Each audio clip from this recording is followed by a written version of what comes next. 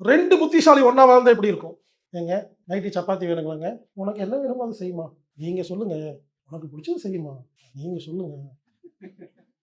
சண்டையே வராது. ஏங்க அம்மாவுக்கு ஒரு 5000 குடும்மா, எவ்வளோ வேணாலும் குடும்மா. உண்மையிலேங்க 2 புத்திசாலி வாழ்ந்தா சொர்க்கங்க.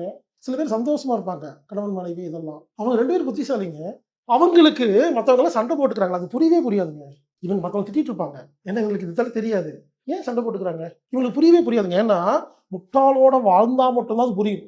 நல்லா புரிஞ்சுக்கங்க. இதுல என்ன பிரச்சனைன்னா, இந்த 6 விதமான மனிதர சொன்னேன்ல, யாராவது ஒருத்தர் கூட வாழ்ந்தா மட்டும் தான் நான் சொல்றது புரியும் உங்களுக்கு. நச்சு மனுஷனோட வாழ்ந்தவங்களுக்கு மட்டும் தான் நான் பேசும்போது புரியும். மத்தவங்களுக்கெல்லாம் ஏதோ ஏன்னா வாழ்க்கையில இருந்ததே இல்ல. தெரியாதுங்கிறேங்க. இப்போ முட்டாளோட வாழ்ந்தா தான் நான் சொல்றது புரியும். யாருக்காவது அப்படி ஒரு சப்ஜெக்ட் இருக்கான்னு நெனச்சீங்கன்னா, உங்களுக்கு வந்தது நல்லது. 2 பேரும் புத்திசாலிங்க. நார்த் இந்தியால ஒரு கேஸ். கணவன் மனைவி டைவர்ஸ் அப்ளை பண்ணியிருக்காங்க. ஏன்னு கேட்டா, சண்டையே பண்ண மாட்டேங்கிறாங்க சார். 30 வருஷம் ஆச்சு. ஒரு சண்டை இல்ல. போர் அடிக்குது. கடுப்பா இருக்கு. அவங்களுக்கெல்லாம் புரியல. நம்மலாம் எவ்வளோ கஷ்டப்படுறோம். ம்.